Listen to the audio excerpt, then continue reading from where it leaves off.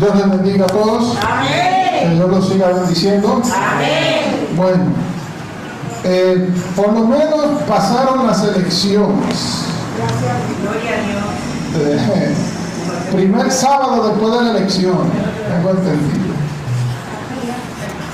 Pero estas elecciones de 2016 aquí en República Dominicana han sido históricas por la inconformidad de la gente y por un acontecimiento que es lo que le voy a predicar hoy.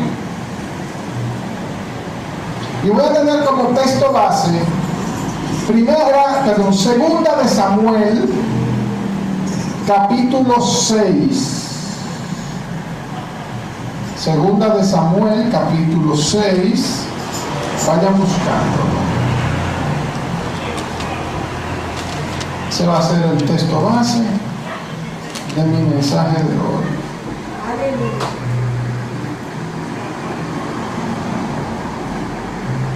Gloria a Dios.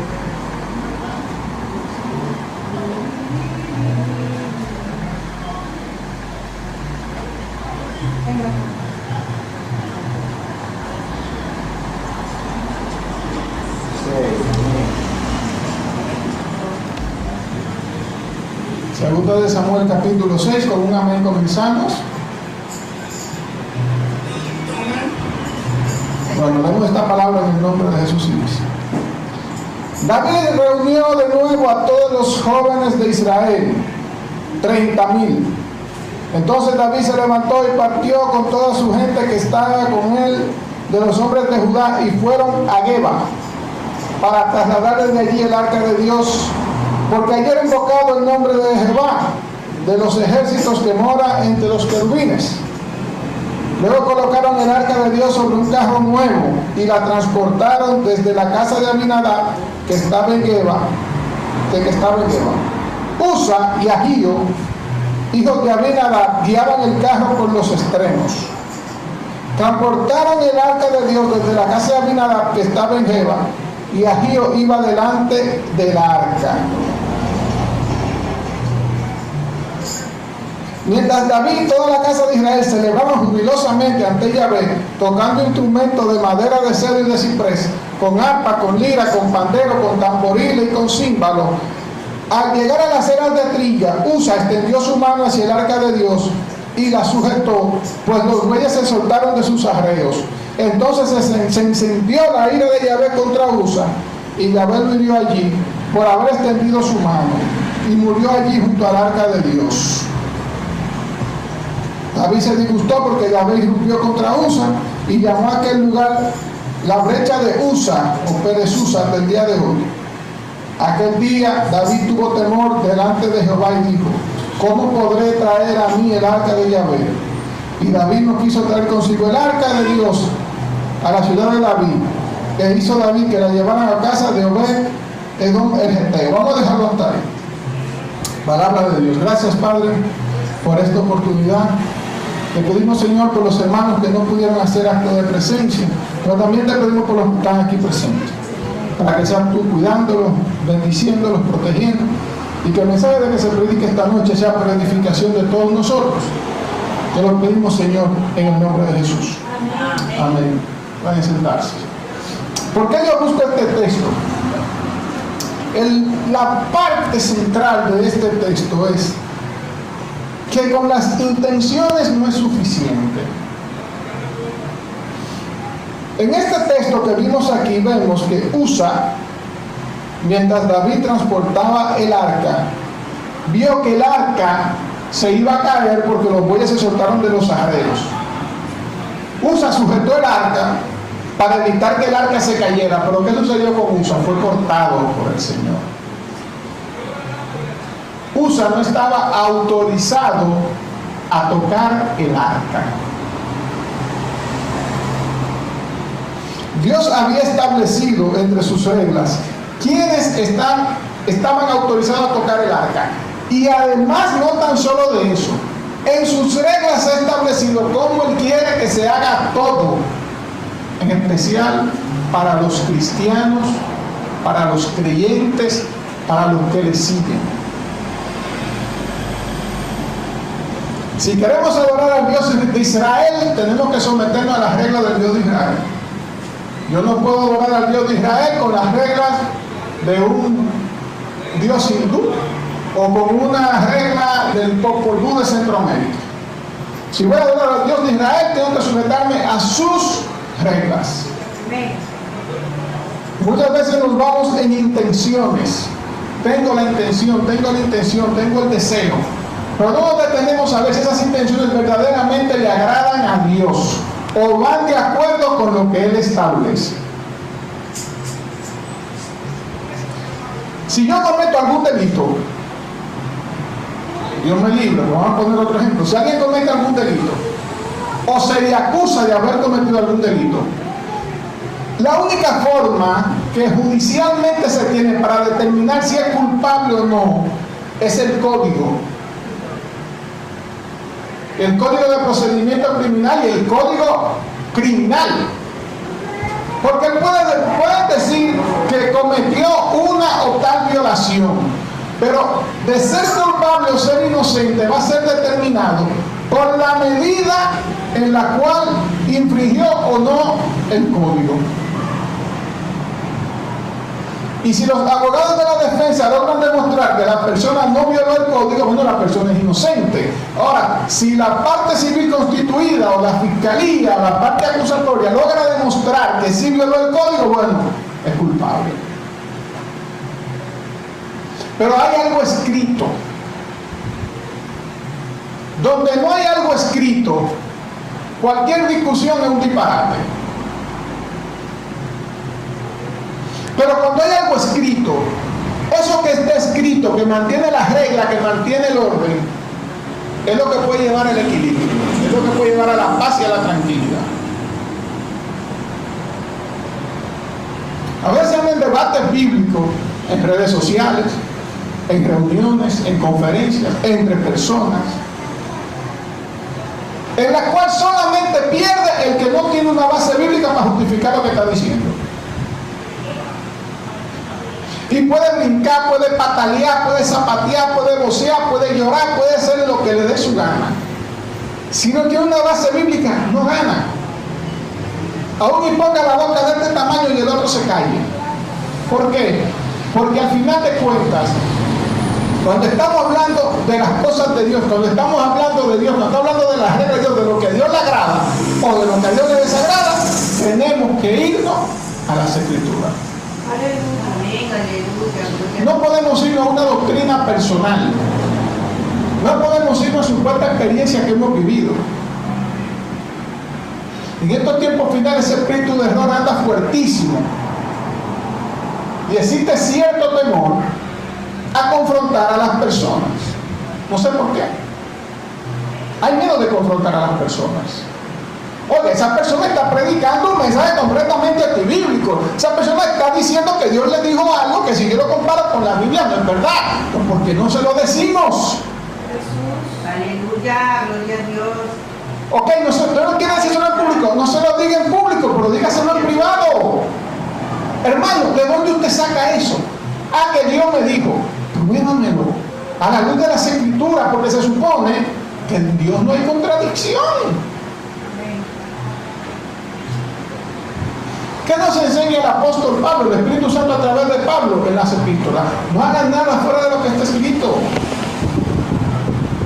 Cuando leemos la carta de Pablo a los hebreos, digo, bueno, no dice que Pablo, pero aparenta ser Pablo el escritor. Leemos la epístola a los hebreos. Es una epístola que le escribió a alguien que tiene un conocimiento de la palabra de Dios grandísima. Porque es una epístola que viene justificada capítulo por capítulo, verso por verso, con palabra de Dios escrita. Y aún el mismo Pablo, cuando habla en Corintios, en las epístolas de los Corintios, de sus experiencias personales que ha tenido, esas experiencias no se apartan de lo que está escrito. Y es justamente con las Escrituras que él confronta que lo que él está recibiendo verdaderamente lo recibió de Dios. Viene un punto, inclusive vemos a Pablo hablando, donde él dice, dice el Señor, y otra parte dice, no dice el Señor, digo yo. Donde él marca una opinión, pero él dice bien claro que es por él que le está hablando, no por Dios. Pero aún así, lo que él dice, lo que él enseña, no contradice lo que Dios establece. Y lo mismo Jesús. Cuando Jesús le predicaba a los escribas y los fariseos, le predicaba en la sinagoga. Y cuando se enfrentaba a ellos, ¿qué era lo que le decía? En el principio no era así. Bien dice el profeta Isaías, bien dice la ley. Jesús era el primero que usaba la palabra para sustentar sus mensajes. Hasta cuando lo acusaron de que sus discípulos estaban comiendo trigo el día de reposo, se fue a la palabra y les recordó cuando David entró al templo y se comió los panes de la proposición. Porque los escribas y los fariseos eran guardianes de la palabra, porque como tú sabes tanto de la palabra, que con la misma palabra yo te voy a demostrar el error en el que tú andas. Cuando Jesús fue tentado por Satanás, Jesús le respondió con la palabra. Esa fue la arma que usó Jesús, él no usó otra. Él no usó su opinión personal, teniendo autoridad para usarla, tiró con la palabra. Ahora tenemos que aprender a discernir quién es el que nos está hablando, si nos está hablando Dios o si nos está hablando nuestra emoción, nuestra concupiscencia, o si nos está hablando el diablo. Miren, la misericordia de Dios es tan grande con su pueblo, que eso es lo que yo iba a decir, que fue un acontecimiento grande que pasó el 16 de mayo. ¿Ustedes saben cuál fue el acontecimiento más grande que pasó el 16 de mayo? Lo mejor que pudo pasar el 16 de mayo, el 15 de mayo, que fueron las elecciones. ¿Ustedes saben qué fue lo mejor que pudo pasar? Y mucha gente no va a estar de acuerdo conmigo con lo que voy a decir, pero lo dice Héctor Morena. Lo digo yo no estoy hablando por Dios, yo hablo por mí. Que ningún candidato evangélico de esos, de los casi 3.000 que estaban participando, ganaran en las elecciones. Creo que ganó uno, ganaron dos. Porque es una señal de la misericordia de Dios, que no quiere que su pueblo se contamine. Amén, gloria a Dios. Santo es, Señor, aleluya. Usted sabe lo que usted bajarse de un púlpito, abandonar un rebaño para irse a bregar con tigres. Aleluya, gloria a Dios. A un partido político, para irse a bregar con tigres, a un ayuntamiento, a un congreso. Aleluya, misericordia. Y el rebaño, hermano, ¿de quién tú lo vas a dejar? El rebaño que Dios te dio. El ministerio que Dios te dio para el establecimiento de su reino y de su gloria en la tierra. ¿Quién tú se lo vas a dar? Aleluya, gloria a Dios. ¿Para irte para dónde? Todos los días de San Judas a una misa en el Palacio de la Policía. Eso es lo que tienen que hacer todos los funcionarios. Día de San Judas Tadeo, hay que arrancar para el Palacio de la Policía, que día de la policía hace una misa. Para ir el 21 de enero todito con el presidente a Higüey a sobar el cuadro de Tatica. O para el Santo Cerro. Porque yo no conozco la primera institución pública que celebre un culto evangélico en su aniversario. Toditas celebran una misa. Y ahí tiene el evangélico que vender su criterio, que vender su palabra, que vender a su padre, que vender a su fe por un puesto político, por dinero, por ambición. Y Dios en su gran misericordia no permitió que muchos de sus hijos cayeran a ese nivel, y los cuidó y vivieron una experiencia que es para que piensen. Porque la mayoría de los cristianos evangélicos se concentraron en dos partidos políticos. Y esos dos partidos políticos sumados lo que sacaron, no llegan a un 1%. ¿Ustedes saben qué significa eso? Que ni los evangélicos votan por los evangélicos. Así es. Ni los evangélicos votan por los evangélicos. Y usted quiere saber otra cosa que yo me di cuenta, que a los evangélicos que yo traté en el punto, no traté muchos, pero traté, no les inspiraba confianza a los evangélicos que aspiraban a cargo político. No les inspiraba confianza. No les inspiraba confianza.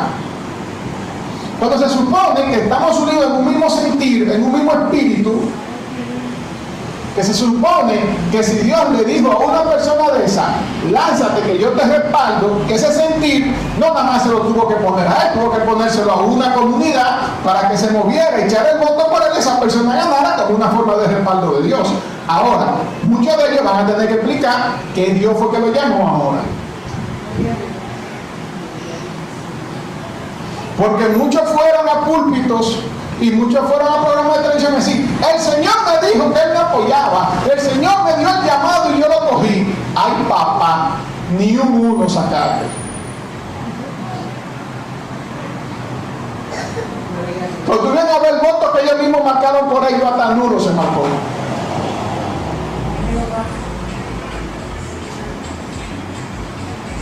Y ahora, usted que dijo que usted oró y que Dios lo respaldó,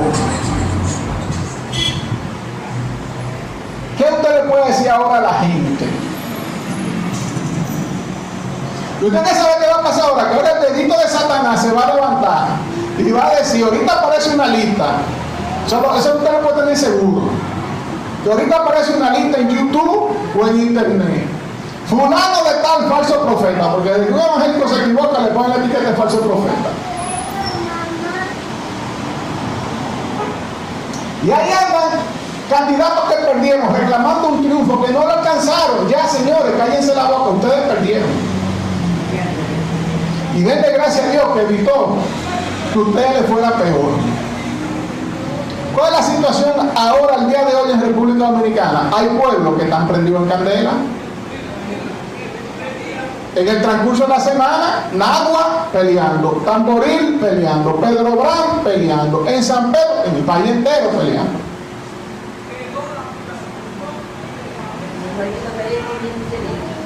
Un rey de gente pidiendo que le cuenten los votos, que les reclamen, todo el mundo pataleando.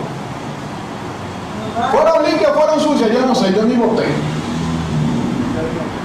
Pero yo sí les digo una cosa. Los cristianos tenemos que quitarnos de la cabeza un error que tenemos, y es que creemos que participando en la política vamos a desentar un mundo que la Biblia dice que va de mal en peor. Nosotros lo que sí debemos hacer es pronunciarnos ante las injusticias sociales, ante algo que es seguro que viene, que es la aprobación del matrimonio homosexual, que es la legalización del aborto, que son muchísimas cosas, la educación sexual en las escuelas, en la cual le quieren hacer ver a los jóvenes que la homosexualidad, el lesbianismo, la pornografía, eso no es nada, que eso es normal, que lo hagan, que no importa. Enseñarle a los niños ese tipo de cosas. Y un sinnúmero de sanciones y prohibiciones a las que puede estar sometido el pueblo de Dios por criticar la homosexualidad, por criticar el lesbianismo, por criticar el aborto. Yo les voy a decir una cosa.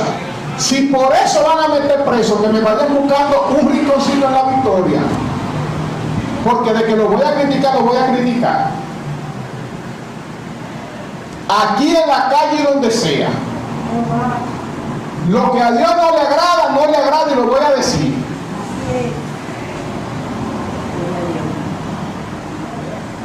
Y si voy para la cárcel, ojalá y me toque un juez ateo.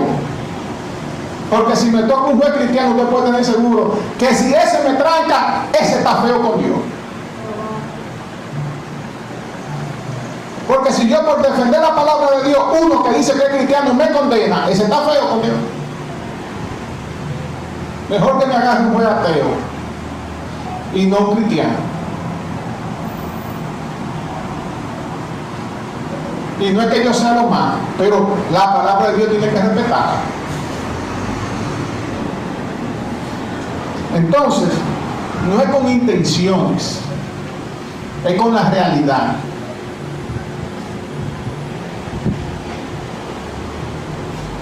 que yo quiero ser pastor.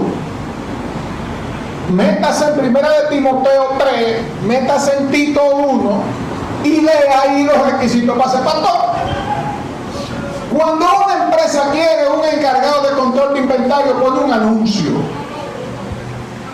Requisitos: ingeniero industrial o licenciado en contabilidad, maestría o posgrado, 10 años de experiencia en empresa de consumo masivo, vehículo propio, licencia de conducir al día, no más de 40 años de edad, preferiblemente soltero, dispuesto a vivir en Bávaro, Punta Cana. Hasta para un trabajito mediocre hay condiciones. Si usted lo que es visitadora médico, usted no va a mandar su currículum ahí porque lo van a quemar de golpe y porrazo. Usted no califica. Si usted es estudiante de términos de ingeniería industrial, no lo van a contratar. ¿Por qué? Porque dice bien claro: profesional con posgrado, maestría. Usted ni ha terminado todavía. Entonces, la Biblia tiene sus requisitos para ser pastor. 1 Timoteo 3, Tito capítulo 1. ¿Usted cree que si usted no cumple con esos requisitos, Dios a usted lo va a contratar? Usted puede hacer maravillas en la tierra. Yo, como ingeniero industrial, precisamente especialista en inventarios, les puedo decir una cosa: yo conozco mucha gente que trabaja en el área de inventario y hacen su trabajo que sus jefes entienden que lo hacen bien, pero yo, que conozco el área, sé que no lo están haciendo bien, y se lo puedo demostrar. Sus jefes felices con ellos. No, pues ese muchacho tiene 20 años de estar trabajando con el inventario, y yo le he demostrado que el inventario sabe menos que ese niño que está sentado ahí. Entonces usted puede estar haciendo maravillas ante los ojos de la gente, pero ante los ojos de Dios usted no califica, varón. Usted no califica, sierva. Usted puede tener la iglesia timbi, usted puede tener la iglesia timbi de gente, usted no califica. Entonces, no es con la intención solamente. Hay reglas. Hay reglas. Miren lo que le pasó a Usa. Lo acabamos de leer, 2 de Samuel, capítulo 6. Mejor intención que la de Usa no podía haber. El arca del pacto, el arca de la alianza de Dios con el pueblo de Israel.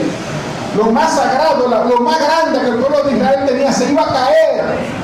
Se iba a romper, se iba a desgranar, se iba a abrir y se iba a salir la vara de Aarón que floreció, un maná, todo lo que contenía ahí se iba a salir y se iba a dispersar. Y Usa puso su mano para que no se cayera. ¿Y qué pasó? Lo cortó Dios, porque no podía ponerle la mano. Que se caiga y se desgrane, pero usted no le ponga la mano, que eso a usted no le toca. Y a veces creemos que Dios necesita ayudantes civiles. A veces creemos que Dios necesita de gente desobediente para Él ser Dios. Él no necesita eso. Pero en su gran misericordia, Él no deja de cuidar de su rebaño, aunque el pastor sea un asalariado. Y no un asalariado de Dios, un asalariado de las ovejas. Entonces Dios vela a su rebaño, como dice la palabra. Hay de los pastores que se apacientan a sí mismos. ¿Cuáles son los que se apacientan a sí mismos? Los que viven a costilla de la feligresía, los que nada más piensan en dinero, los que mandan a la feligresía a hacer cosas que Dios no lo manda a hacer, para después pasar vergüenza, como pasaron puestos cristianos que le oyeron un llamado a un pastor que en una concentración evangélica mandó a que se metieran a políticos. Cojan ahí.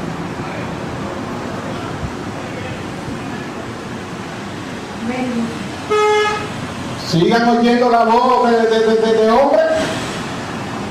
¿Por qué no agarran la Biblia primero? Ah, no, fulano habló. Acojo el llamado de fulano y le doy para allá. ¡Pum! Te explotaste. Fallaste, te avergonzaron, ni uno, ni tú cuando vienes a ver, votaste por ti.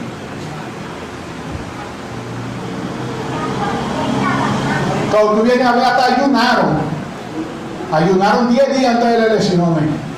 País lleno del espíritu hallé ese voto, y cuando le tiran el segundo boletín, cuando van a la mesa a contar votos, ¿cuántos saqué? Ni uno, varón. Ni uno, sierva. Pero a mí me dijeron 15 hermanos que iban para acá a votar, varón, ni votar.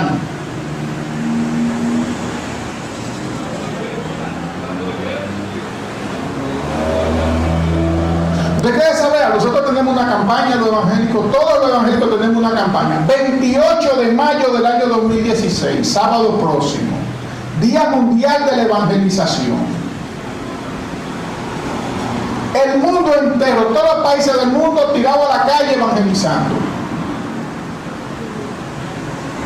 La iglesia Verbo de Dios, aquí ya porque tienen unos cuantos tratados.